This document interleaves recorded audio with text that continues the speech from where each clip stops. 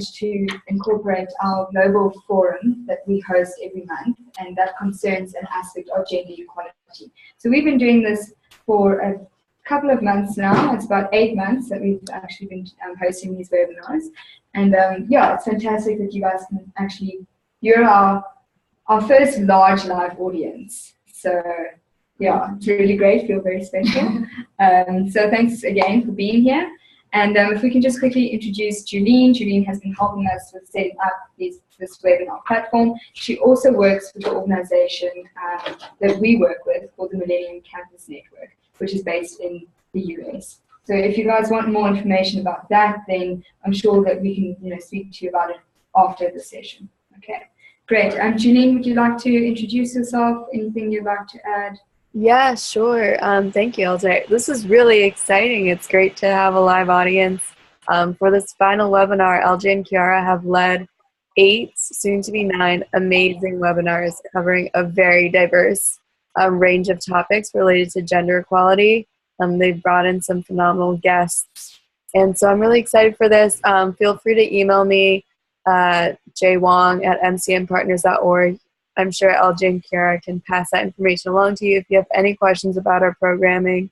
And just to let you all know, we do record these webinars because there's a lot of students who want to join but are in a different time zone or have class or something. So if at any point you'd like me to pause the recording, or if you don't feel comfortable being recorded, just let me know.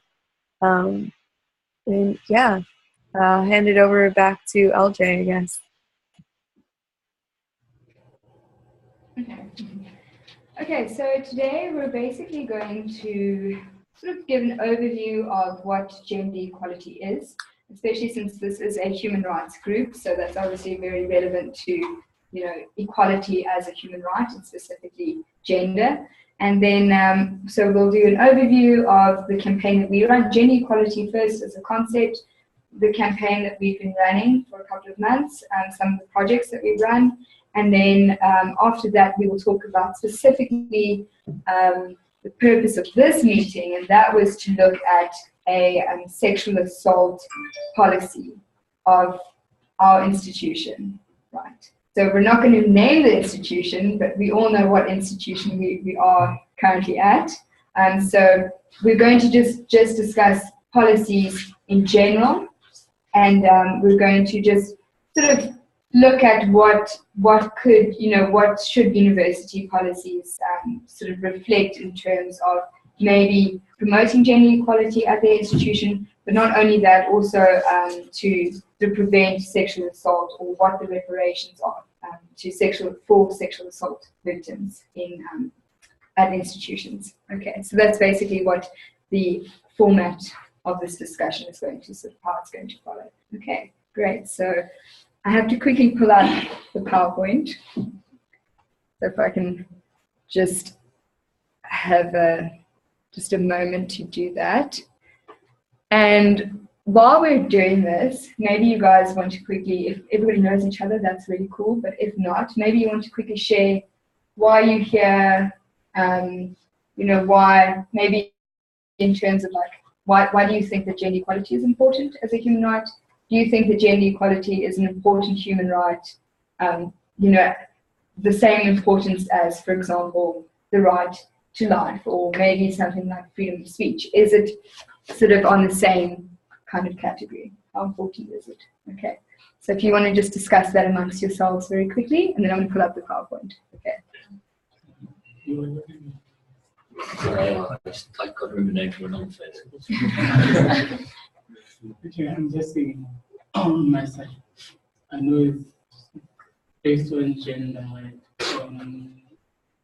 protecting women from abuse, but I'm just thinking about in the workplace and professions and professions still occupied by males and females.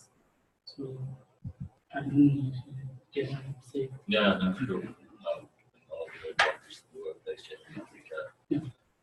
Sorry guys, can you just speak a little bit louder so that yeah, and when you do speak, could you just sort of face the camera? Are we still on camera now? Yes, you're on. Spotlight. On camera. To the left or? You can come in. Climate Talk on you. Yeah. Climate Yes, years, right? Come on the chain there. Yeah. We've been on the camera enough. So yeah, so you guys. We know you love your camera.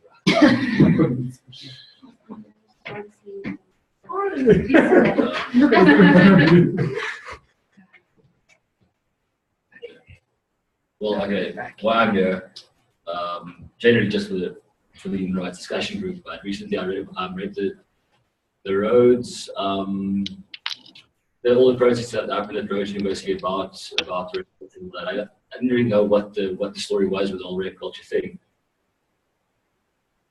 But so recently, some of the students opposed an interdict that the roads management had against protesting students that really sort of infringed on a bunch of other rights as well. So one student, well, a bunch of them together actually compiled papers themselves, in which they very, very well explain the concept of rape culture and general gender issues, and how specifically roads has failed to deal with that. So that's very interesting to me. So I'd like to see what you guys say about UFS. And where are you from again? Sorry.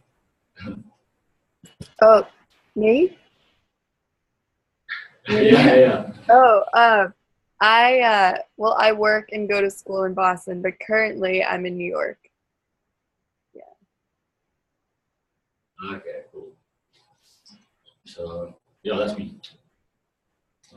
I think that protection of, I don't want to use the word endangered, but your designated groups has been also at the pulse of the Constitution, because previously, Black people, women, children have been neglected to a large extent by the laws, by the conduct of people. So I think the protection of gender, especially in the workplace, like you alluded to, is a very important aspect, because not just in the society, but also they are also neglected at home as well. Even at the workplace, a big important. So I think an infiltration of the Constitution into the workplace is a positive step towards a good future where we live in a society that embraces everyone differently, but all equally. I also think that the protection of gender rights really comes to women as there has been some progress, but I don't think like it's enough, because I don't know of any document which specifically deals with the rights of protection of women's rights, except whether I could fit in the workplace forum, like to the basic conditions of employment act, or whether they are treated within the institutions themselves through the Amendment Act of the Higher Education. So I know that the African Union has made some strides to put a paper specifically for protection of women's rights. In the UN also, there are some policy regarding it, but in a South African context, I don't feel like there's been enough outside all the laws that have been put under the umbrella of all the laws that have been existing. Like the paper that is basically designated for protection of women's rights. So a lot of the time, sometimes there is that legislation, but there's nothing that's enforcing that legislation as much as we want it to be enforced. And one magistrate said, rape it's a black culture. I don't know if people don't. That's all. Oh, okay. And if I may add as well, is that the power of and if I want to bring it into institutional, really the power of the institutions in implementing all the laws regarding I know that they derive the powers from the Higher Education Act, but like I said, it's not explicit in explaining itself how. That's why we're having all these problems with people in universities on how they deal with these issues that they arise. But there hasn't been a paper, policy document that specifically deals with these issues. So we kind of like take for there and there, but then there hasn't been straightforward paper which basically deals with I don't know if the university that paper does exist. If it does exist, how to which length does it go? So I feel like there needs to be more practice done in terms of making sure there's a policy paper which specifically deals with these rights, and they are not only included. And also the introduction of the Domestic Violence Act is one of the great achievements I think we've made in our democracy, making sure that we bring this into the opinion of many that women's rights are very important, especially within the domestic environment. Okay, very good. And Thank you. Okay, I'd yes. like to add, I feel that as much as equality is a right to which all natural persons are entitled, it should be applied to all aspects of life. And the other thing that's a vocal point is the factors that are affecting women and how they're stopping the equality between the men and the women. Factors which are given a lot of focus, which are gender mutilation, the fact that women can't get sanitary towels, which are preventing them from going to schools, and that's like a later end, which stops or prevents the equality. Other things like he mentioned, the domestic violence and whatnot. I think what's the focus now is the factors which are affecting the women, which are factors that I just mentioned. And also, if I may add, is that the analogy behind the protection of women's rights comes from the fact that it has always been, our society has always been patriarchal in nature. So it's some sort of relentless policy in making sure that we are on par. Like you mentioned, the designated groups of people. You don't complain that black people get preference in terms of preference policies because we know why they get preference, because there's always been some power imbalances putting them at the bottom of the social structure. So in stressing the women's rights specifically does not necessarily mean that women are special. Well, they are special in a way, but then it basically comes from the fact that power has always been assumed by males instead of females. So we're trying just to balance the injustice of the past, and also if I may add with regards to the complexity of what we're dealing with is the fact that we're not only dealing with women, because there are some things that come along, like the queer movement, tweeting about the transgender, which are also fighting for the space within the space itself. So this makes it very difficult for us to deal with these issues as they come, because they pop out as they do. If I can just add one more thing. Yes. Okay, so we're going to take one more point, and then if there's anyone who hasn't introduced or haven't spoken and you want to, then now is your time after this one last point, and then we'll move on. Is that okay? Okay, great. One last point. I don't think it's all bad news, because looking at our country, South Africa, in comparison to the whole continent, we've made such a movement towards the embracing of rights pertaining to gender, race, whatever, to the larger scale of the continent. I know a person who did their master's degree on the reproductive rights of women in Zimbabwe. In Zimbabwe, you have to ask your husband in order to get an abortion, because women aren't seen as people, weren't seen, I don't know about the progress now, but they weren't seen as capable to make these kinds of decisions, even though it's pertaining to their body. But then in South Africa, we have, that abortion is legal under the circumstances, but I don't think it's all bad news when you look at the larger scale of the continent, and even internationally with so many conventions on the rights of the child, on the rights of the women. So I think we are making steps towards where we're supposed to go, but maybe not at I don't want to say fast rate, because fast is not always good. So I think maybe the pace that we are at now is just slower than it should be. But there are steps that we are taking to recognize the rights. Even maybe on campus, we could take more steps to recognize gender rights, queer rights, and maybe, minor rights, if I can say. Okay, well, thank you so much, guys. Thank you for that input. Before we start, Introduce the rest of the people. yes, okay. So what we're going to do very quickly then is also to our online audience, we're going to just give you each an opportunity to introduce yourselves. Just one thing about what you do, who you are, and also why you're here tonight. Why are you engaging in this topic? Okay, so we're going to hand it over. I think we'll start with Abby.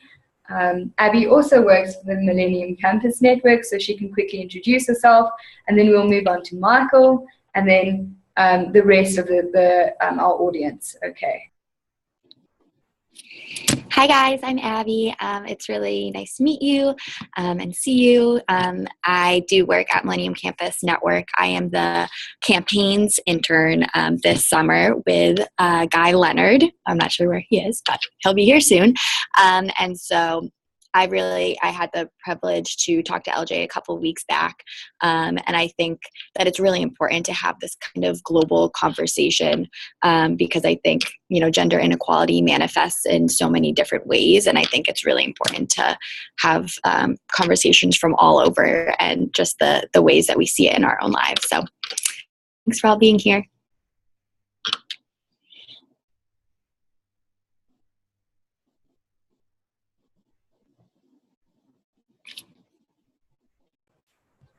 Thank you so much, Abby. I'm going to hand it over to Michael. Michael, just introduce yourself and any point of why you have joined this conversation.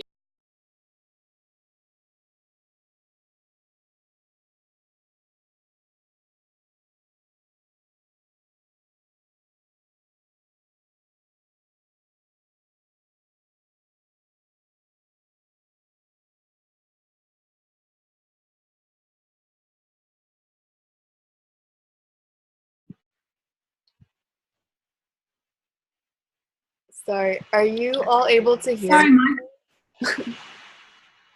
No, we can't hear Michael. I don't know if maybe your sound isn't working on the computer.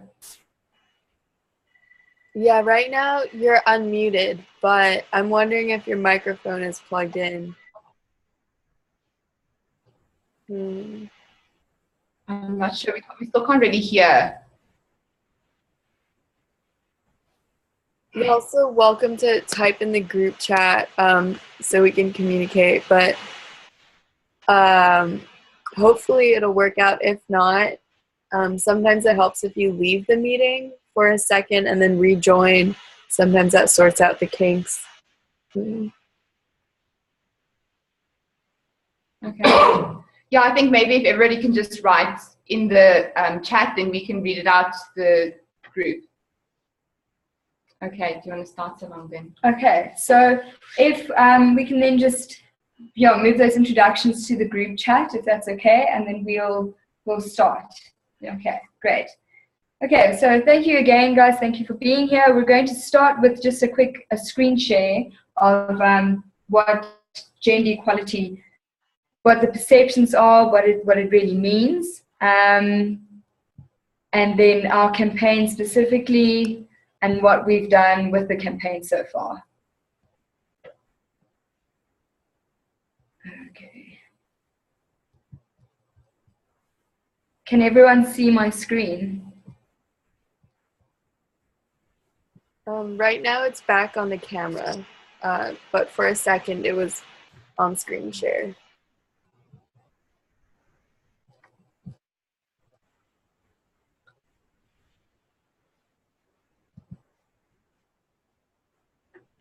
Okay. Okay, it's working. Okay. Sorry, I just don't know actually how to. Yeah, but how to. Okay, so everyone can see that, and then everyone can see on the screen. So, okay. Okay, perfect. Right. So, In Our Shoes is a global gender equality campaign that Kiara and I started last year. And we launched this at the UN, and it's really developed in a platform where we sort of really try to unpack the issues of gender equality, what the perceptions are in different locations around the world. So it's really fantastic that we have the fact that it's a universal campaign, because it gives us the opportunity to engage with people who are living in Lebanon, for example, Pakistan, or maybe Mexico, and sort of find these similarities in what women experience in those countries. What gender discrimination or what gender equality means to them, and what gender discrimination they face. And we have found that can be similar to the status quo in South Africa, but it also can be very unique. So in a sense, it's important to create the platform to discuss it, to identify those barriers to gender equality, or that you can identify those unique scenarios or those unique experiences. Why? Because then that moves you to creating policies like at universities that will protect, women against certain abuses or sexual assault. Okay, so that's why conversation and discussion is really so crucial to the whole process of achieving gender equality. Okay, so that's really what we're about. And we essentially believe that women's rights are human rights. Okay. And what I think maybe what you should be thinking about now is, what does that mean? What does it mean to say that women's rights are human rights? Does that mean women are, some special race that's set aside to have special rights? Should the law maybe, or should institutions promote women in certain areas or certain aspects? Or does that mean that they need to just be treated equally, exactly the same as everyone else? So maybe a little bit about that. Does gender equality mean gender equity? Does it mean that we have to take some kind of more more aggressive approach to actually changing, instead of just changing perceptions, but changing institutions as well? So something to keep maybe at the back of your mind while we go through the slideshow. Okay, so what is gender equality? As we said, it can be relative to, your geographical location, relative to also your own gender identity. So gender inequality essentially really refers to the unequal treatment or perceptions of individuals based on their gender. It differences in socially constructed gender roles. Now, this is a very loose definition, and I know that many of the law students that are present right now might not be completely satisfied with that definition because you want a legal definition. That's totally okay. So we really just use this as a loose definition. If you'd like to jump in and add something to it, I'm going to give you 5 seconds to do so. Anything that you would maybe add? No? You can maybe think about it. Okay. I know, I see your mind's ticking. Okay. So think about that. We'll maybe have, when we do some feedback, we'll speak about like what that exactly means, gender inequality. Okay. Okay, so a bit more, background information about sort of what the global status quo is for women. So the World Economic Forum, they release a report on the status of gender equality for women around the globe every 6 years. And they call this disparity between women's rights and men's rights is the global gender gap. Range from being paid an equal salary, equal pay for the same work. It could also range from, political representation, maybe, exactly, job opportunities, statistics of sexual assault and rape, that kind of thing. So there's really, as you can see, the different indicators. So it's the economic participation, health and survival, political empowerment, and educational attainment. And that South Africa is actually 17th on this global list, and the US is 28th, and Yemen is 145th, and then we have Iceland, which is first. Okay, so that's just like some trivia that you might like to know. Yes. Just for interest's sake, I'm wondering how large the gap, if you can actually measure it, how large it still is in Iceland, at the place where we're doing the best. How big is that gap? What's the best we can aspire to, I think? That's actually very true. that's a very good point. I'm not entirely sure. Okay, no. So maybe you guys want to, if you'd like to, have this PowerPoint, if you'd like the link to this, you can actually go watch the video and then you can download the document, because it's an entire document which gives you those statistics and those comparisons. So if you'd like to look that up, then you're more than welcome to. Okay, great. But that is very interesting, a very good point, and that's what all countries should essentially be aspiring to. But a lot of countries have also limited capacity and infrastructure to achieve perhaps what Iceland is achieving right now. Perhaps also it has to do with population itself. Yes. Iceland is like 150,000 That's also compared very to true. other countries, which is ours, which is 6 million. So that makes it quite difficult to deal with this. I'm just thinking of proportional. Yes, yeah, proportional to the population. I think that's a very good point. That's very interesting. That, yeah, it's, again, what people can experience as gender discrimination can be relative to the geographical area. So what, in terms of South African status quo, where are we in terms of like gender equality achievement? So what the sort of indicators are for gender inequality are basically the following.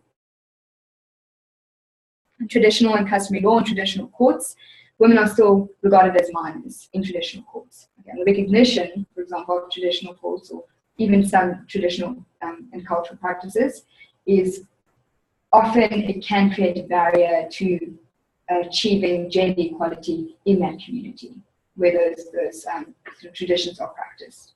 Okay, so we're not saying that cultural traditional practices are bad, but we're saying that they're practiced with responsibility to human rights and that everybody should be afforded, including women.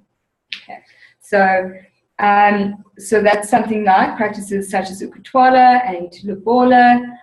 For those, so for our global audience who maybe don't know what ukutwala is there someone in the audience who would like to explain that? Okay, great. Yes. I don't come from a place where they still practice Botswana, but a place where they practice Lobola. Lobola isn't so bad, but then Botswana is the bad one. Botswana is when a male sees a female. Most of the time, she's under the age of 18. That much I can guarantee. And then he feels some kind of affection that, maybe I would like to marry her. He then just pays whatever amount of money that the father of the daughter requires without consultation with the father, without even regard to how old is she emotionally stable to get married, does she even want to get married? So the overtrial means we're just taking you up, bringing you back, we're just transporting you here. So it's from the girl, from her home to now husband's home, where she'll be just treated as a wife. She is expected to act as a wife, pay kids, all of that. Exactly. Whereas lobola concerns negotiations between the husband's side with the wife's side. And then the proposed wife's family, that is now the father, the uncles, and the grandfathers and everything, have the right to say, no, we don't want you as our child's husband, or if she wants, she can get married to you, but you still have to pay the dowry. So that's more, I don't know, constitutional abiding than which one, because it involves negotiation, consent, all of that, as opposed to which one, which is just, I pay, I get you. Yes, good, okay. So we'll take, sorry, can we take these 2 points and then we'll move on? Okay, you go. Okay, but in terms of Ukutwala, I don't necessarily think that it is bad in such a way, but people tend to take it to such an extreme that it turns bad. For example, you mentioned that there's no communication whatsoever, but there is actually communication with regards to the person who wants to marry the daughter or the underage daughter, as you put it. They can communicate with the father or the parents of the daughter in more traditional ways. But some people just take it to such an extent that they do it wrongly. It becomes Botswana. No. Lobola and Botswana are mutually exclusive. Okay. In my experience. Okay. As a facilitator, I'm going to conclude that point there, and then we're going to hear you, and then we're going to move to the next slide. Okay. I just want to find out if the human rights is against the initiation schools for women. Initiation schools for genital mutilation. So I think just want to add that to add to that list of gender inequalities, you can also have the violence against transgender. Yes. Okay. So we've got FGM. It's transgender. Okay. So these are all definitely points that we can maybe consider at the end of this presentation when we're talking about how do we change institutions. So, and where sort of that, in terms of perception about like Kutwala and different cultural practices, where, how do we change perceptions? Do they need to be changed? And where do they need to be? Okay. So, if we move from there, we can definitely the high rate of sexual assault and rape. So, or any forms of like sexual harassment. Then we have female refugees that live in fear of xenophobia and violence, and especially, which is something that was mentioned, was that young women that can't complete their education because of teenage pregnancy and all the lack of sanitation and various other barriers to education that specifically young girls face. Right, and then just another bit of trivia in terms of the status quo of, South Africa. Between 2014 and 2015, there were a total of 53,617 sexual offences reported to the South African Police Service, which translates into about 147 cases per day. Okay, and those were the reported cases, right? So I think the unreported cases were estimated to be something like 400,000. Yeah. So that was, and that's also just an estimation. Yeah, so it's just an estimation. estimation. Yeah, no idea. So we also have to ask ourselves, are we okay with that statistic? Okay, right. So our, I think here I might hand over to Kiara to just give you a bit more information about what our campaign has done, what our vision is, and what we have achieved so far, some of the projects that we. Yeah, so basically where we started was with the United Nations Sustainable Development Goals, in specific Sustainable Development Goal 5, which as you can see is the achievement of gender equality and to empower all women and girls just across the globe. Okay, so we wanted to act as change agents in the educational institutions, and we wanted to focus on catalyst projects on the students and the youth audience. So what we've done in that is, of course, we've had our global forums where we speak to youth across the globe, and we speak about each time we have a different theme. I think we're going to get to the themes a bit later. But what we have done is we have had 16 days of activism where we've come together and we've spoken about violence against women. We've done he for she workshops, which is also quite nice to get a lot of the youth involved in, because not a lot of people know about what he for she is. A lot of people don't actually know what the United Nations Sustainable Development Goals are. And then we've gone to NYU and we've gone to spoken to a lot of the youth there, just with how to start your own initiative programs. What this happens is it's better to partner with a bigger global corporation or an NGO or NPO, or is it better to start something on your own? So a lot of the time we're just trying to advocate, trying to get as much awareness out as possible with regards to gender equality and the rights of women across the world. Okay, so we're going to quickly skip to the global forums that we've hosted. So Kiara just mentioned that we've hosted a couple of global forums. So this is our calendar for the global forums that we've hosted. It's also the themes that we we have covered within those webinars. And we're going to just, I think, highlight about two of our main themes which really coincide with the topic of this conversation, which is sexual assault, sexual assault against women. So in November last year, the UN usually hosts a 16 days of activism campaign between that time, in November, 16 days. Okay, so what we did was on campus, we decided to host a pledge, a pledge project on campus where we set out a table at the bridge, and then we just invited people to pledge their sort of awareness or pledge their support to victims of gender-based violence and sexual violence. So what really came out of that was I was quite surprised to see the amount of male students that really wanted to be involved and wanted to support the campaign. So that was very interesting for me, is because sometimes we often believe, so there was a comment earlier that maybe, that, oh, there's this perception that black males rape, right? There was that comment. So it's really good to do this, to do outreach and to talk to people, because then you realize that these general, or maybe some general perceptions that sometimes we have, or stereotypes, can be broken. And that's why it's so important, again, to host these discussions and outreach to people around, especially on campus.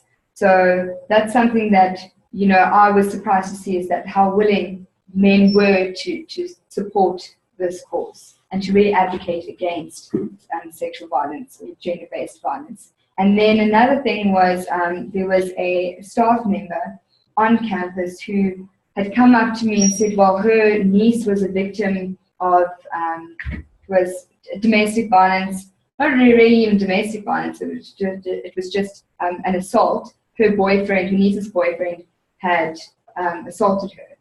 And although she got the medical assistance that she needed, she didn't get the counseling, the psychological assistance that was so necessary.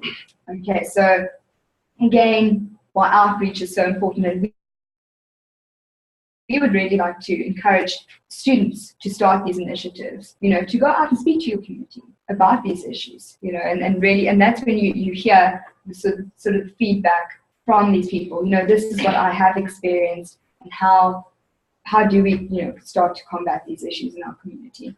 And then another thing that really stood out to us was the Leveling the Playing Field webinar. So I think Kiara wants to share about that specific webinar. Yeah, so basically what we did in this webinar was we spoke about the inequalities with women in sport. So you see a lot of the times there's much more emphasis put on male sports, and even in universities and schools, than compared to women's sports. And in that webinar, our host was Nancy Hogshead-Marker. So she was a civil rights attorney from the US. And it was so interesting because she actually has a organization which is called Champion Women, and what they do is they have legal assistance for these causes. So there was one that she spoke about where it was with the Olympics, and people of the Muslim religion that had to wear their full clothing, they could not partake in wrestling because you couldn't see if their arms were locking or not. And they eventually fought with this, and they went to the courts, and eventually it came out that if they wore clothes that were tight enough to see if their arms were locked, it was fine that they could partake. So a lot of the time, there's these small things you don't even realize are happening in sport, and there's things that we can actually do just to make it a bit easier so that everybody can partake and everybody can be involved.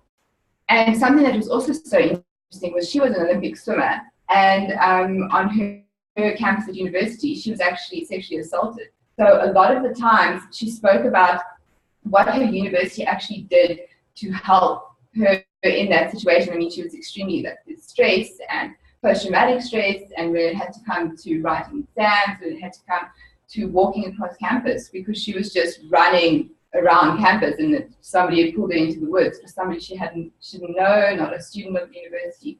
So what I think that links in tonight is, especially if we speak about the sexual assault policy, what is the university doing in situations like that when it comes to the students of this university, whether it be male or female? It's something that we need to take into consideration and not just have, say, the facilities that are available, but what else? Because these students are going through the worst time of their lives when they're trying to get an education, they're trying to further their lives.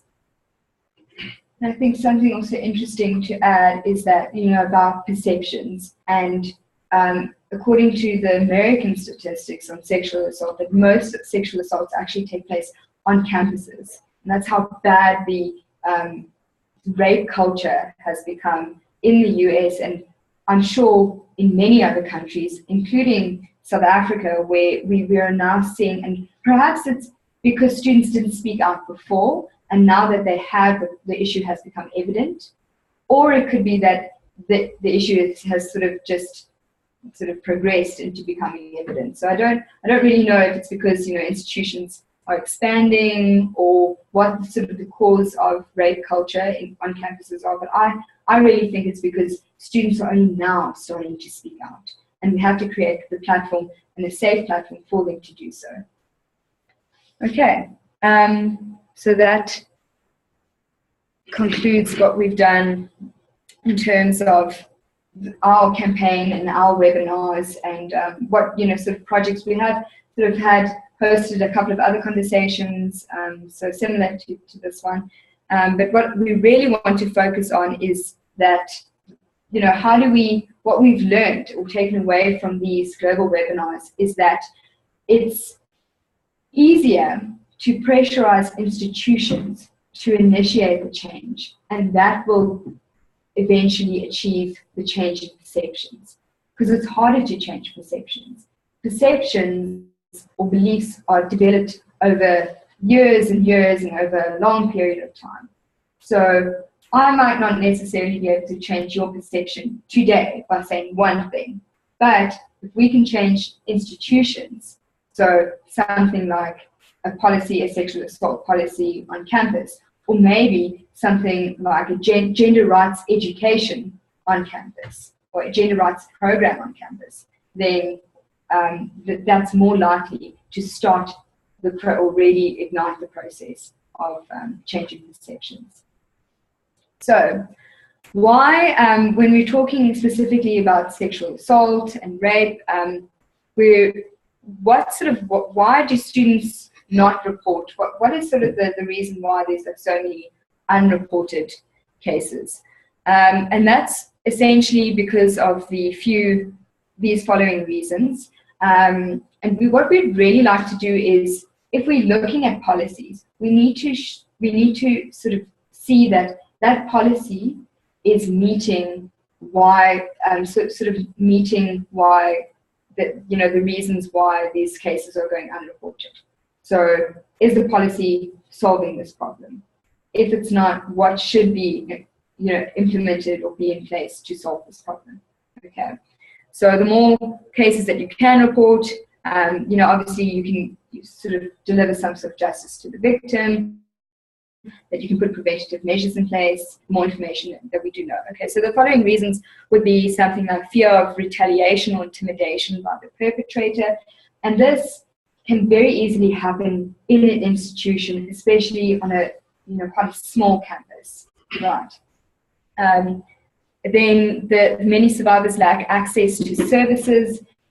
Extremely important that not only these services are available, but that they also are functioning and that they work properly, right?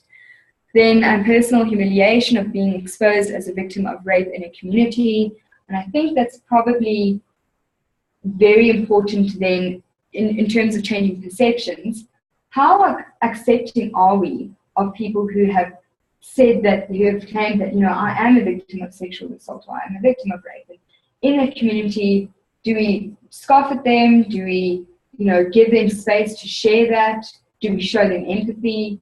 And I think that this particularly speaks to the Rhodes incident, right? So you had the protesters that weren't largely supported by many students on their own campus.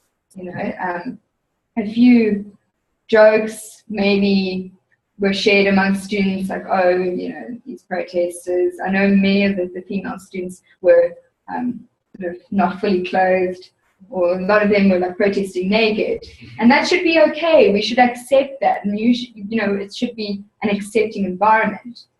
So I think that's also very important to make sure that we create safer environments to speak out.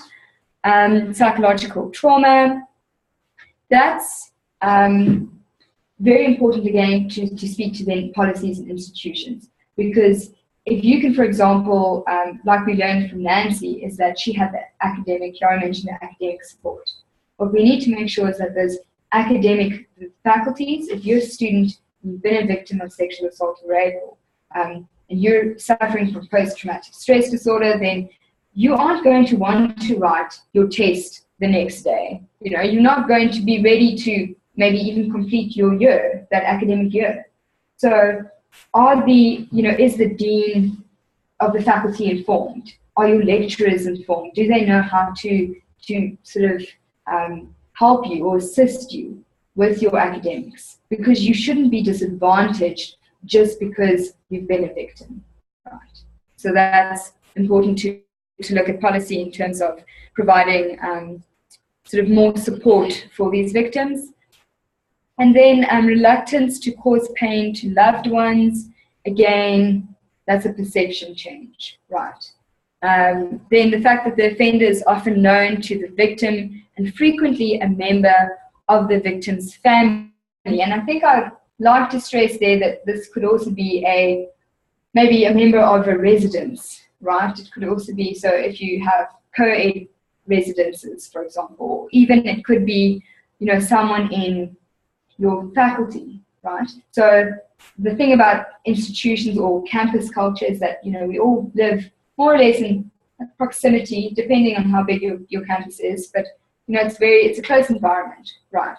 And it could most likely be another student, right? So policy also needs to look at how does the university deal with the students that are perpetrators, right? And then possibility of negative financial consequences, particularly if the victim is a child and a family relies on the perpetrator's income to survive. I would say there for institutions or for campuses, then maybe that would also be like getting psychological counseling. Will you be able to see a counselor? Does the university actually facilitate that? Right. Okay. Okay, great. So that brings us to a close of our presentation, and this is the part where I stop talking and I open the floor to questions. So we're just basically going to have just a bit of a discussion around, firstly, maybe general perceptions about gender equality, what your thoughts are, and then we're going to link that to institutional policies, and particularly on addressing sexual assault on campuses. Okay, so I think that's enough from me for now, and then also so that we can facilitate questions and answers from our online audience, I'm going to first, if that's okay with our live audience, I'm going to first ask our online audience if there are any questions or points. We'll take that down. We'll then move to our live audience, and then just give me a point, and then we'll open up the discussion. Okay, great. So I'm handing it over firstly to the live audience, just one point, and then we'll hand that over to our live audience.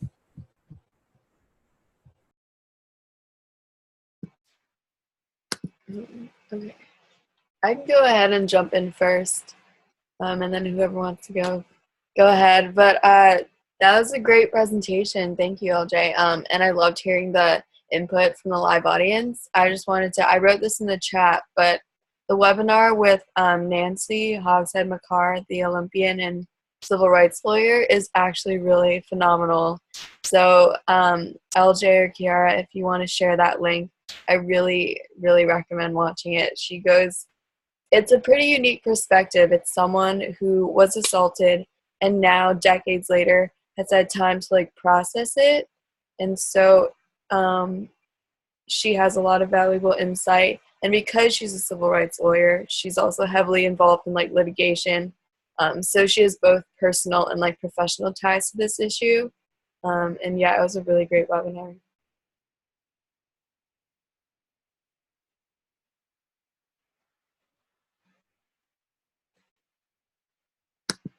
I don't know if anyone else wants to jump in.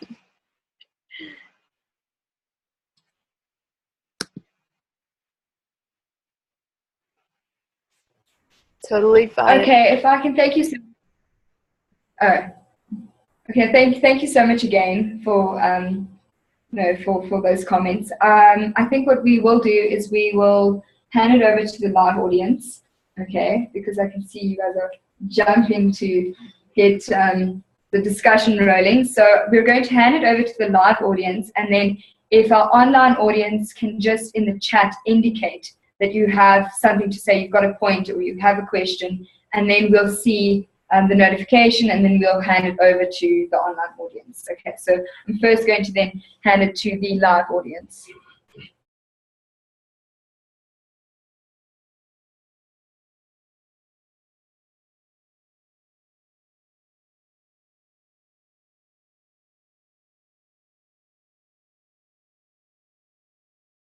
Perceptions about gender equality, if it is a point about the presentation that we've just showed you, if it is a criticism about our campaign, you can also say that.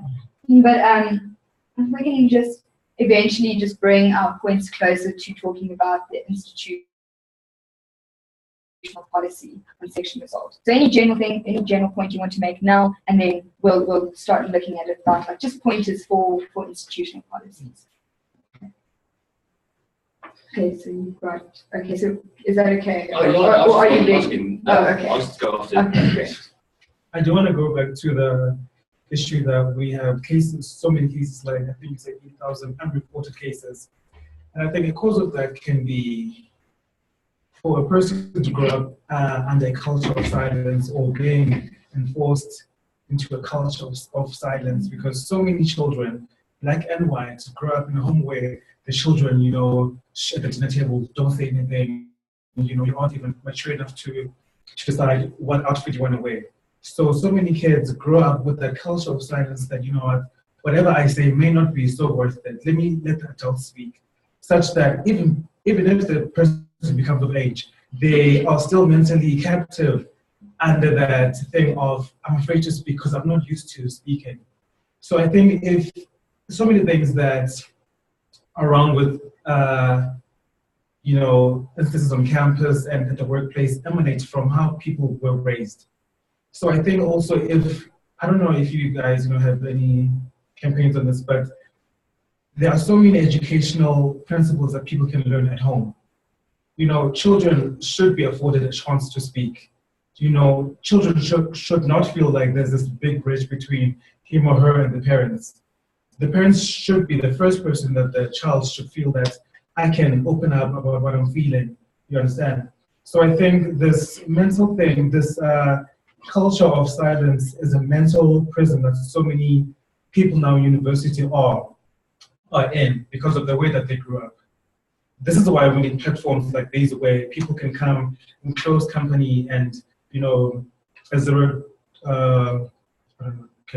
just like platforms where people can share what they're feeling inside and what happens to them, knowing that they aren't going to be judged or retributed in no way. So this is why these, platforms are so important. It's to combat things like that. Yes. Actually, for me, it's just a question. I just want to find out how does the human rights protect maybe women from blessers is protecting. Because I think it prevents them from getting educated. So the question is how would the enforcement of human rights protect young women against being taken advantage of by places? Okay. Do you want to quickly give us for those of us who don't know, especially our online audience, do you want to quickly tell them what is a blesser? It's a sugar daddy. Okay, so just to clarify that we have a term in South Africa. It's called, we call sugar daddies blessers. And I think what that really is, it is transactional sex, basically. That's what it comes down to. It's a transactional relationship, right? And often what sort of happens is that young women are taken advantage of because they don't necessarily have the financial means to further their education, or sometimes I know it can be materialistic, but mostly because it's opportunity. They don't, they lack sort of opportunity and financial means, and that is why they're susceptible to being taken advantage of. So, am I right? Okay, is that more or less Yeah. what? Okay, good. Okay, so your point was human rights and this. Okay, great. And this, yes. Okay, well, I can either be a little bit controversial about that, or stick to my original point, which is off topic completely and what we're talking about now. The blesser thing. Whatever you want to say. I just have an opinion on this. It's not my opinion necessarily, it's just a thought that I have. If it's the job of global feminism to liberate women's bodies and their minds and all of that, then at some point we'll have to face the fact that prostitution should not be legal. I'm sure that's one of your policies, one of the things you kind of fight for, that it's a very discriminatory law. Women get punished for doing something with their own body that they decide voluntarily to do. Situations that lead to it aside, yes, but I think at least prostitution itself should be legal. Now, when you look at it like that, the concept of blesser is just on the same sort of spectrum as that. It's prostitution here, you get love for love's sake over there. In the middle somewhere, you get blessers. Maybe it's something the law should not protect us from. Maybe it's something that, socioeconomic interference should rather address. I don't know. Yeah. And non-sex workers are protected by the legal law legislation. What's that? What's supported by the labor law legislation? Sex workers. Oh, yes. So sex workers are, in any case, protected by labor laws. And statistically, sorry? For me, it's like we are encouraging sex work, and if you say it's fine by the law, or you're protecting their interest. I don't necessarily think they're saying that the actual act is fine. It's just so that these women that are coming out of this and trying to get out of this profession, they're still protected in that they should be paid in the way that they have been asked to be paid, or they have been organized to be paid. It's not saying that the act is still illegal. It's just that they are protected in the sense that they're not being taken advantage of in the terms of, if you think of human trafficking, that type of thing. It's not that it's legal to do the actual prostitution. Okay, so we definitely have a comment online. So I'm going to hand it over. Hi, my comment would be on what someone just said about prostitution being made illegal. So the reason it has to be, and we support it being illegal in the first place, is because women resort to it because they don't have options. In the countries where prostitution is booming right now, is the countries where it's illegal.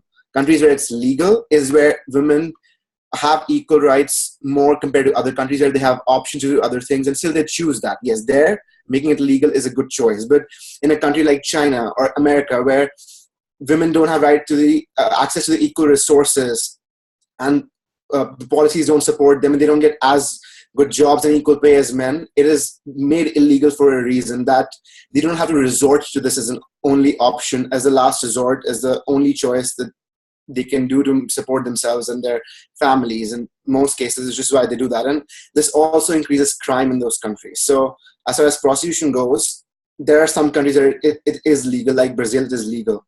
Brazil has a low rate of rape. Amsterdam, it's legal. It has a low rate of rape and other crimes against women. Even so many other countries, it is legal within a woman's home and not in public places. Like, there are certain laws to it, if you read more about it. But in a country like South Africa, which you're pertaining to right now, it is not a possibility to make it legal at the moment. Things like these have been brought up. And I work for the United Nations right now, and I work as a program ambassador, and one of the programs I work for is gender equality, for which I work with UNICEF a lot. So this is a point which is raised a lot. One more point I would like to make before we start talking about other things is that gender equality is an end. It is the final goal about empowering women. But what are the means to it? Two subjects which we talk about a lot, things we do, are gender mainstreaming and gender empowerment. Now, mainstreaming is any type of analysis we do about company policies, about government policies, we include that there are two genders. And there is an inequality that at the moment between how women are treated and how men are treated. We do not want that inequality to exist, so we need to talk about it existing versus gender mainstreaming. We bring gender as a subject of differentiation as a topic of conversation because it exists. The second thing is gender empowerment, which Laura suggested is something. Do we need to do? Do we need to include more provisions for women? Do we need to make a quota that women must get certain amount of jobs in certain economies and certain industries or not, which is empowerment? The need for this is that we want to meet the end goal of gender equality. That's what I would like to say. Thank you.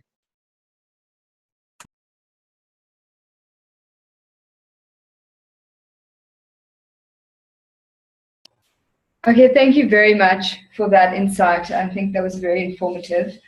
We have just two more points here from our live audience. So we're going to quickly take those 2 points, open it again to our online audience, and then I think we'll start looking at suggestions for policies specifically on campus of how we can attain gender equality or sexual assault policies.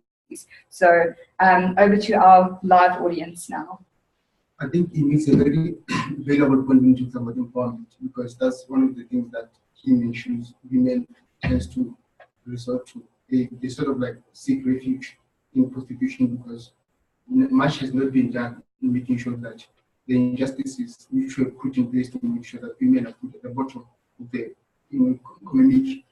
meaningful economic participation have not been redressed. So that in itself makes it possible for women to sort of like feel like if they take with their bodies, it makes it possible for them to be able to accumulate wealth and to be able to live off it. So I feel like it goes to the fact that we haven't done enough in making sure that we deal effectively with issues of in economic inequalities that have always been at the forefront of our country, even today that they still exist. And in us making sure that we legalize, I'm not entirely against the issue of legalizing prostitution, but that simply means that you highlight from a responsibility of making sure that you empower women to be the same pedestal as men.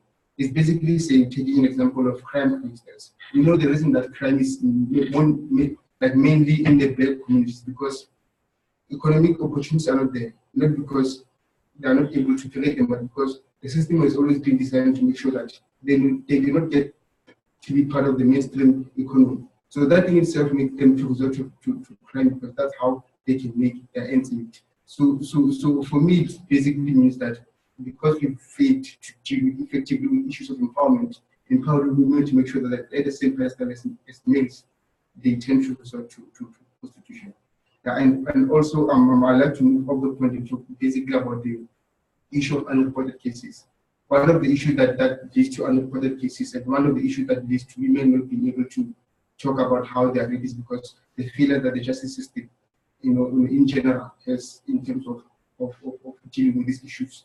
And it links also to our institutions. The issue was raised about the rape in Rose University. What has been done? Not much has been done. So as a woman, you feel like, even if I can voice my voice about how I've been raised, not much is going to be done to make sure that those who are behind rape are being actually dealt with. So it basically boils down to the fact that the justice, and you'll be surprised on how many cases actually go to in front of the justice system, but then the perpetrators do not get punished for that. So that simply means that you lose confidence as a woman in going to the system. That basically that voicing out your voice against these things is not going to lead out to the perpetrators being punished. Very good point. I think we have 1 point from Tiamo, and then I think from our online audience. So Tiamo, you can go ahead. Would you like to sit here? Oh no, you can hear me. I'm just here. Okay, so I go to an all-boys school, currently in high school in my final year. And if we're going to look at institutions, I think we should also look at the institutions where the kind of perceptions are created in the first place. So I think a whole lot of high schools around the country, in fact around the world, do two things. Either they create an environment where people feel comfortable sharing and creating these kind of perceptions, and they create an environment that confirms these kind of perceptions. So I can give you a lot of examples just from my own school. So when we first get initiated in grade 8, a large part of the initiation practice involves like dehumanizing women, confirming them as sexual creatures, saying that we love breasts and that we want to have sex until we go to heaven, and singing songs like that. And that's a large part of what we're forced to initiate as. And if you refuse to undergo that process, like personally I can attest, they give you extensive manual hard labor for just refusing to say those kinds of things. And so a lot of people feel pressured to say those kinds of things just to escape like getting a punishment, but it slowly becomes something that's normalized. When we sing songs like at different athletic and gala meetings, we sing extremely sexual songs where we objectify women crazily, and if people don't sing those songs, again, they get punished. At the same time, it also feels like all your friends are doing this, so I should do this as well. So you've got initiation practices. It's like in classrooms, one boy last year put up his hand, and if I can use a euphemism, basically praised the female teacher's physical features, who's now left the school, and nothing was done to punish that learner. And I think that kind of confirms that kind of behavior. But the person was in the position where he felt it was comfortable for him to put his hand up in class during teaching time and say something like that, and it was confirmed. Half our prefect body say kind of sentiments like when a female person walks past, like they create that kind of sentiments. I mean, you've got your prefect body, when you've got teachers doing nothing to change that kind of behavior, I think it kind of confirms it. But I think like just the exposure that you have when you go to other schools in the country and stuff like that, it's the kind of problem that exists in many different schools. Also the kind of subjects that are given to like different schools. So in South Africa, we have a lot of all boy and all girl schools. And the kind of subjects that are given in these kind of schools kind of confirm certain biases. So like subjects like information technology, we had a webinar on that earlier, aren't really offered it in a lot of girls' schools. And some girls' schools are just continuing it. And things like home economics and consumer studies are offered in girls' schools, but not in boys' schools, right? And I find it very weird because even when there's a high demand for IT in a girls' school, they won't offer it. And when there's a high demand for things like consumer studies and home economics in a boys' school, they won't offer it at all. We wanted to run a campaign in my school. I wanted to run a campaign in my school about donating pads to people in the community as a he for she kind of initiative. So I went to the person that's in charge of community projects at my old boys school and asked them, can we run this pad drive? And I explained to them, well, it's he for she. The point is that it's not going to necessarily affect the guys at our school, but it's about showing support. And she said, no, that's not the kind of projects that we run. And so we weren't allowed to run that kind of project because it's not the kind of projects that are run by a boys' school. So I think that a lot of what happens at high schools kind of normalizes the behaviors, at least the perceptions. And I think that a lot of people that are in university most likely came from high school. A lot of sexual assaulters in university were in a high school. They were in a situation where that behavior was normalized, but they were never called out for it, where the subjects they took, where their own prefect bodies, where the way they were initiated, all of that kind of normalized the behavior and the perceptions that currently exist about women. So I think like maybe the way that we interact with institutions and policies should also consider where the problem begins. And I think that's in high schools. I think there's like, I don't know if I'm allowed to give suggestions now, we'll do that later. I think there's lots of things that a university campus can do. So like when universities come, I'm in grade 12, my final year. So lots of universities come to advertise different courses to us and ask us to go to their university. They only advertise to me things that they think boys are interested in. So they tell us about how wonderful their engineering is. They tell us how wonderful technology is. And then when they go, I hear from my sister, when they go to those kind of schools, they advertise very different things that they think girls might be interested in because she's in an all-girls school. So the way the university even interacts with the high school kind of normalizes horrible perceptions. At the same time, like we get presentations a lot from different like civil society groups, and we're allowed to do those kinds of things. But none of those presentations actually address the core issues. They always tell us, no, be kind to women, respect them, offer to carry their bags, those kinds of things. And even the school rules, like it's all about, greeting a lady when she walks past, offering to carry her bags. But it says nothing about the real core issues, like the fact that men sexualize them, the fact that they tell them, no, you're meant to study home economics and stuff. And there's so many stories. We were learning in history about women's lib in the past in America. And one boy in the class says, no, women should only be making salads at Rice. And the teacher in charge doesn't necessarily agree with the statement, but he doesn't say anything to prevent or punish the boy or stop him from making that kind of comment. Half the class laughs and we just leave it like that. I think that a lot of those events happen almost every single day at the school that I'm at, and we don't do anything about it. So I think that we should do a lot about intervening in high school specifically and making sure that in high schools that behavior is normalized. Well, I had no idea that was really going on at all boys schools. And I think that most of us here didn't know that. So thank you so much for sharing, Tiamo. And I think that it really also just, it brings to life the, just real situations and gives real life examples of perceptions and where they need to be changed. And like you said, it's that intervention that's so important. And I think now we can also start asking ourselves the question, who should be responsible for changing those perceptions? Is it the high school institution? Is it the community? So, for example, would it be a parent body of that high school that would be responsible for initiating some kind of change of perceptions? Or does it start from, government level? Does the Minister of Education, they need to sort of implement some kind of curriculum in high schools, as part of, as part of life orientation, if they could give a sort of like a gender rights course or something like that, should that maybe be the way in which it should be addressed? So I think it's a key moment for us to really start thinking of when are these perceptions going to change and by who are they going to be initiated? Yes, sorry, Annabelle. No, I just wanted to continue on that, what you said about perceptions. I think we should also bear in mind or keep in mind that not all the perpetrators aren't always guys. It's also can be terrible towards each other and really break each other down, and also reinforce that gender stereotypes on each other. I know, for instance, older women who can become very judgmental. If a woman chooses, or it seems that she chooses her work over her family, even your own family can become very judgmental towards you. And that should also be, when you speak about addressing perceptions, the way that girls treat each other, that should be a main part of that. That is especially very true. Because if we call each other horrible names, then guys, then call each other horrible it names. Also becomes normalized. We attended a network for Nadal. It was, do you remember it? It was basically a network of legal practitioners who are now trying to address within the legal system, trying to address gender equality, but in the profession itself. So there was there was a deputy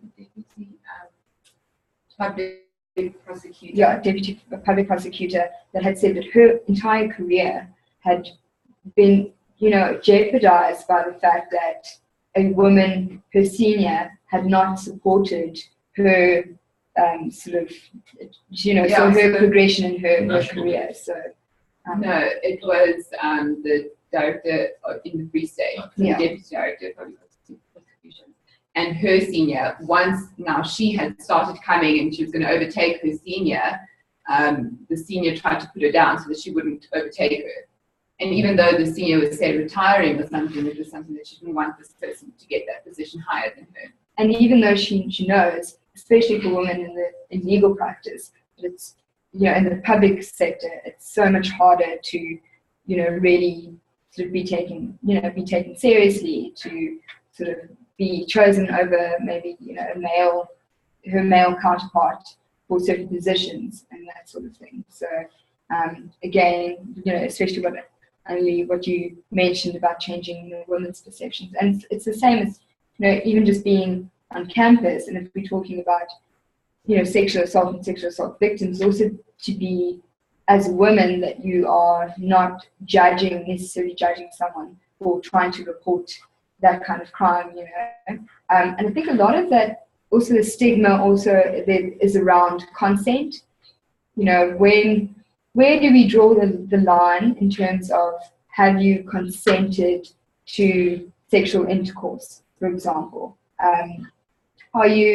Was it true consent? I know it's really an issue on campuses because of the drinking and partying culture on campuses. So you might have, a victim who said, well, I didn't really give consent because I can't remember, I was so drunk. And if we cultivate a culture where we say to that victim, well, you were drunk, therefore you don't really have any case, or therefore you weren't really a victim, or you weren't really sexually assaulted. If we cultivate that kind of culture, then it's only going to aggravate rape culture on this campus. So maybe we can just share a couple of thoughts about that specifically. What do you guys think about, maybe also just to speak to Tiamo's point that he raised, the institution itself? How should it be changing? Should we create more spaces to talk about, to discuss these things, gender rights, not only for women, but also for, maybe people who identify as transgender, or, any, whatever sexual orientation they are. Are we creating those spaces to freely discuss gender rights? And then how can the university as an institution intervene at high school or at primary education level? So if there are any points maybe around that, yes. And sorry, before you answer, we've also just been asked to, if we could project our answers and our questions a little bit. So even if you want to come a bit closer to speak, just so our live audience can hear. With regards to consent, I think many people are not informed about consent. Many people don't know that an intoxicated person can't consent. That's not regarded as consent. And the other thing is age.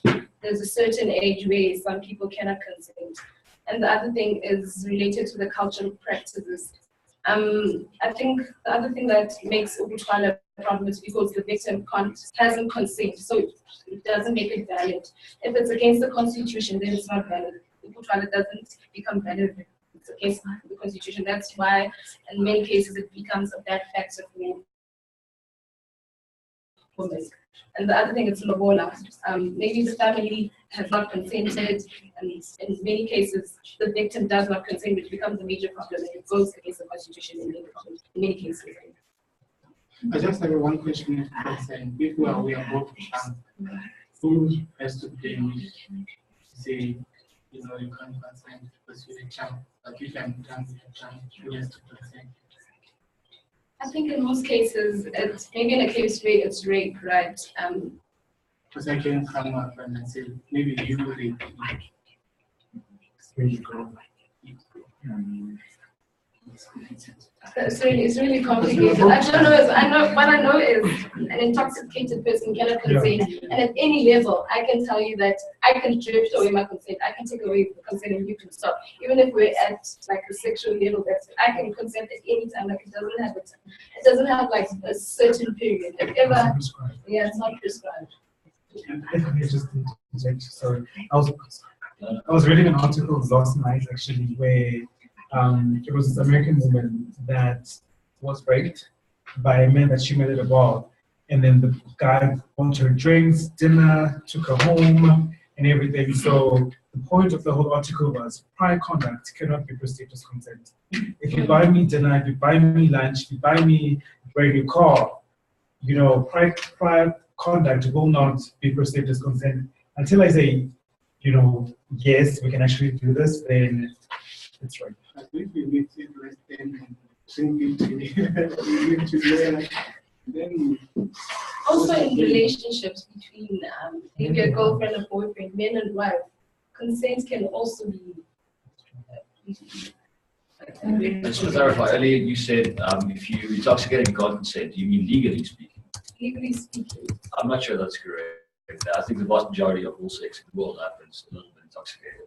But you can't make that illegal. If someone's too drunk to actually do that. But I mean, intoxication starts at 2 drinks. I think that's where people are intoxicated, and we can't say people can't consent there.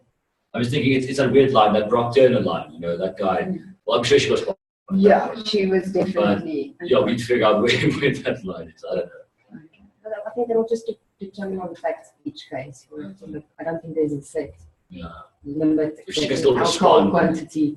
I think she meant if you are just okay, but it's out of your mind. But even during the actual act, if you decide to say no, then that's then you've already withdrawn it. And if the perpetrator doesn't stop, then obviously that thing becomes sexual assault. So there's something that one of the members of our live audience just wants to share. So I'm going to give him some time to quickly share that with you guys. And then I think we're going to take maybe some final thoughts and comments, and then we're going to just wrap up the discussion. Okay, so let's. Hi guys. So there's this person I was speaking with at a seminar once. Her name is Emmeline, and she made this video to play whenever the topic of consent comes up anywhere in any forum. And I would like to show it to you, just a 2-minute video, and maybe there's a link you can share it with your friends if the subject ever comes up for you. So I'll just share my screen.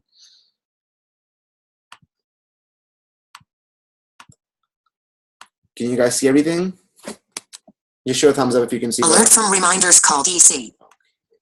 Can you see my screen? Yeah, I can see it. I don't know if Okay. you can see it on your end, LJ. Struggling with consent. Just imagine it. If you're still struggling with consent, just imagine instead of initiating sex, you're making them a cup of tea. You say, hey, would you like a cup of tea? And they go, oh my God, fuck yes, I would fucking love a cup of tea. Thank you. Then you know they want a cup of tea. If you say, hey, would you like a cup of tea? And they're like, I'm not really sure. Then you could make them a cup of tea or not, but be aware they might not drink it. And if they don't drink it, then, and this is the important part, don't make them drink it. Just because you made it doesn't mean you are entitled to watch them drink it. And if they say no thank you, then don't make them tea at all. Just don't make them tea. Don't make them drink tea. Don't get annoyed at them for not wanting tea. They just don't want tea, okay? They might say, yes, please, that's kind of you. And then when the tea arrives, they actually don't want the tea at all. Sure, that's kind of annoying as you've gone to all the effort of making the tea, but they remain under no obligation to drink the tea. They did want tea, now they don't. Some people change their mind in the time that it takes to boil the kettle, brew the tea, and add the milk. And it's okay for people to change their mind. And you are still not entitled to watch them drink it. And if they're unconscious, don't make them tea. Unconscious people don't want tea. And they can't answer the question, do you want tea? Because they're unconscious. Okay, maybe they were conscious when you asked them if they wanted tea. And they said yes. But in the time it took you to boil the kettle, brew the tea, and add the milk, they are now unconscious. You should just put the tea down. Make sure the unconscious person is safe. And this is the important part again. Don't make them drink the tea.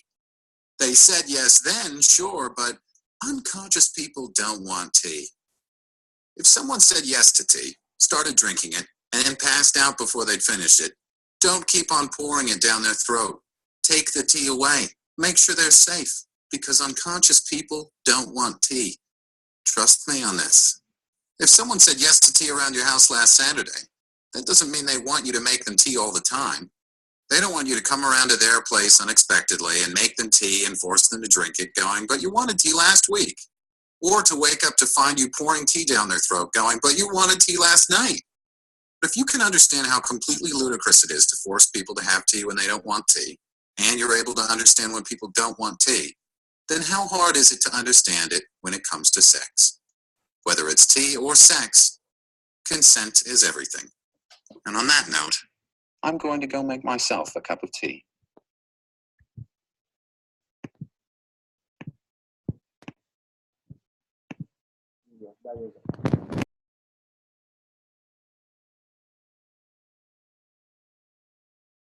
I hope it made things clear on the topic of consent. Consent is the most simple way to put it, I would say. I think that makes complete sense. Yeah, I think that makes sense to all of us. And I think that every student should actually watch that video because, yeah, I think it's so simple and the message is very simple. So thanks for that. And I think we can share that. We can also share that on our Facebook page. And we, if any of you guys want that link, then I will definitely forward it to you. Okay.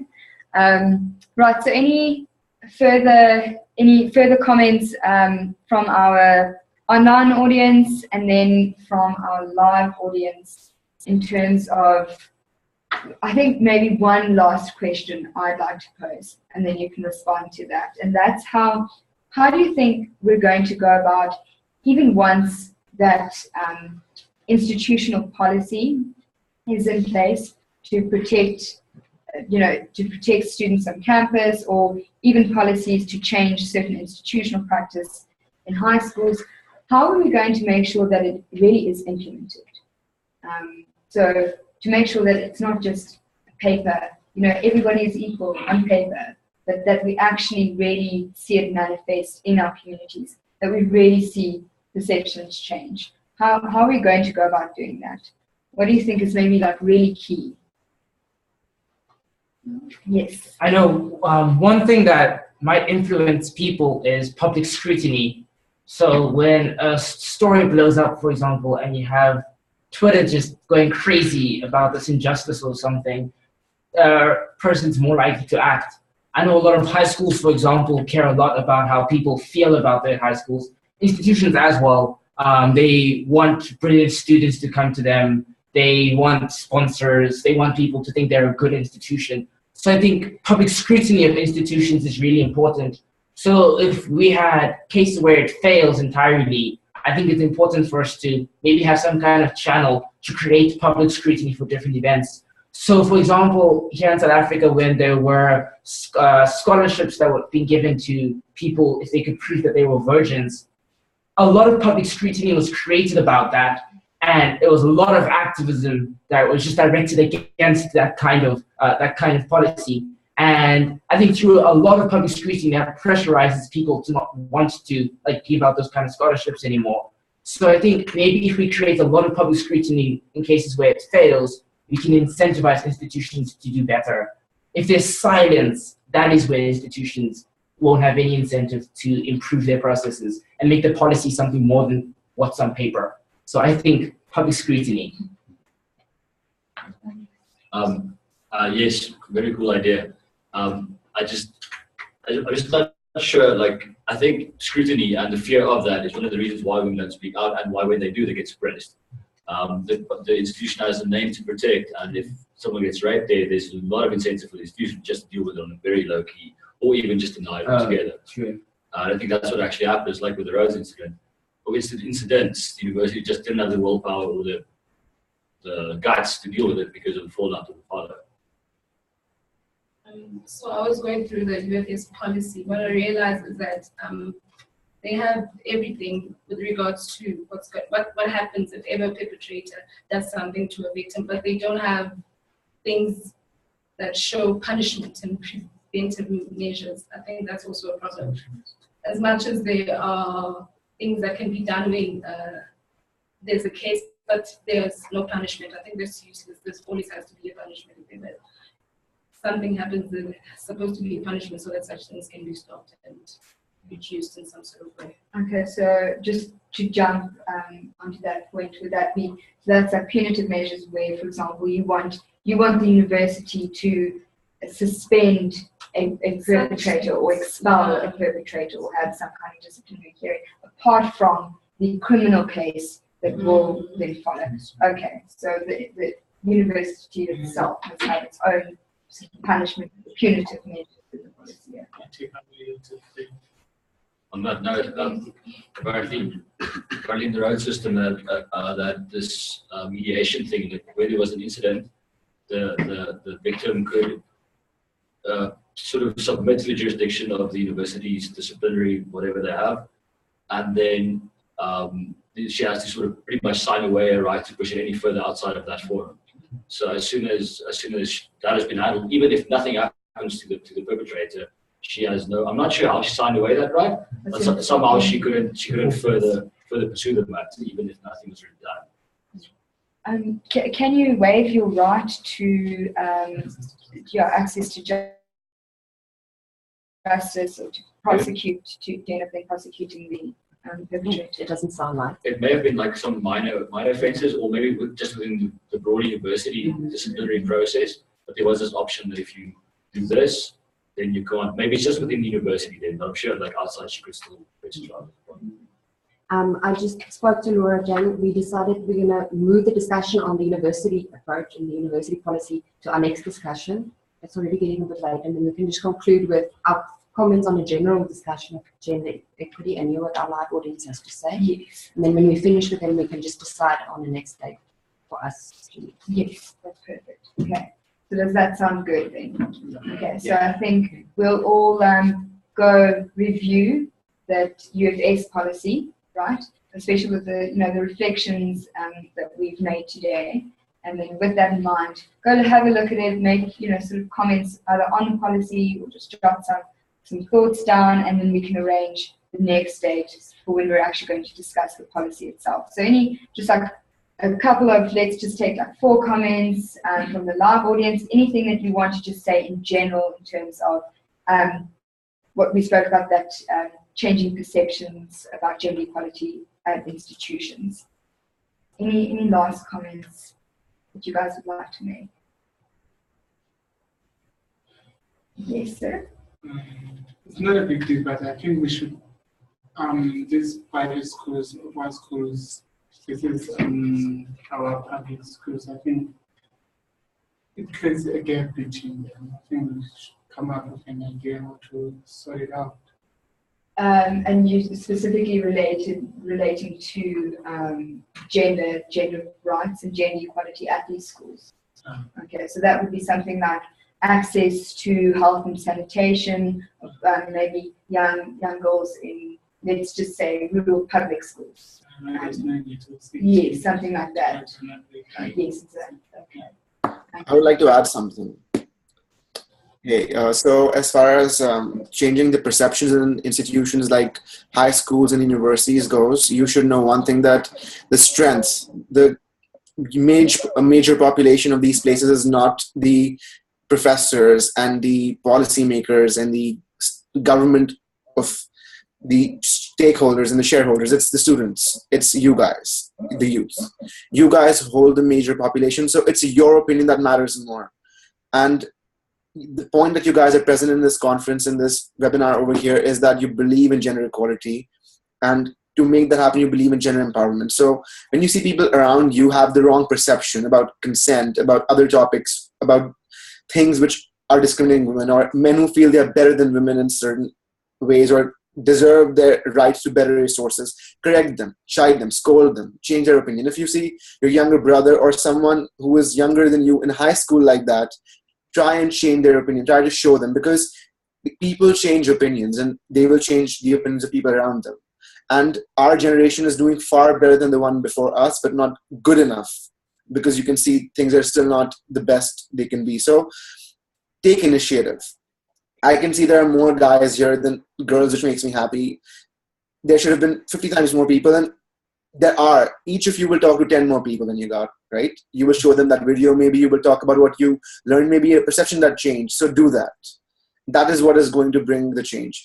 Public scrutiny works on some levels, but fear of having something happen to your institution will only make you try to save yourself and not protect others. The main agenda is to protect others, to not just women, each other, everyone. So that is the whole point of this. Spread what you learned, that's all. Thank you, guys.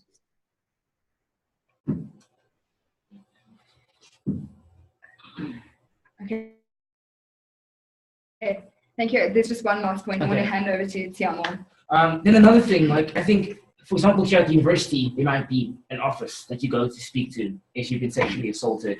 But then there's lots of communities where people just don't know, who do I speak to? Your community leader might not care. In my own school, there was no one I could speak to. So then I think it should become important for us to go into communities in different spaces and find out, is there someone there that's listening to people who are victims of sexual assault, especially in places where it's also a big problem. So I think maybe one thing what we should do is also find out, is there someone that's listening in lots of like rural areas, in lots of high schools, in places that aren't university campuses, where there's kind of systems that hopefully are effective. And do people know that there's someone that they can speak to? Is that something that's made public knowledge? And maybe if we set up some kind of system for people in rural areas, people in high schools, to speak out to someone about sexual assault or any kind of incident in their community, that could help in terms of unreported cases. And that could also help in terms of, knowing where the problem does exist and where we should work to prevent the normalization of it. Can I also just add? Yes, sure. The other thing that's taking us somewhere to the solution, I think it's feminism. We haven't talked about it much. And I think people think, okay, feminism is only for females and whatnot, but I think males actually joining feminism can help in solving this thing of inequality. We're getting somewhere with feminism, and I think males joining us, and I think the he for she campaigns and whatnot help in such things with getting somewhere with feminism, with fighting misogyny, patriarchy, and all of these things. Are there any other comments that you guys like to have? Nothing? Okay. And I just want to say that that's so important, definitely, especially in terms of changing perceptions. And you know that President Obama said, this is what a feminist looks like. So yeah, everybody can be a feminist. Okay, so I just want to then quickly ask if there are any final comments from our live audience. I also just want to thank you guys really so much for the input that you've had today. I think just being able to share with someone who lives overseas or in another country or who has a completely different experience, I think that really helps us to be more informed of what the global status is in terms of gender equality, and also what has already been done, where are we and where are we going. So thank you so much for giving us more insight, especially Anshit. Thank you so much for being here, and thank you really for your valuable input. I know that you have a lot of experience working with these issues, so I think we all really appreciate the input that you gave us. Say one more thing to you before we go. You said that everybody can be a feminist. I believe everybody should be a feminist because that's the normal thing to be. Like, anyone who's not a feminist is sexist. So the better thing to say is no one should be sexist. And if I met President Obama again, now that I know he said this, I would say this to him. It'll be really, really nice thing to say. So if you see people around you, don't tell them be feminist. Tell them don't be sexist, because being feminist is the normal thing. Normal people should not have to tell people that I'm normal. It's the abnormal people who should be called out. That's all.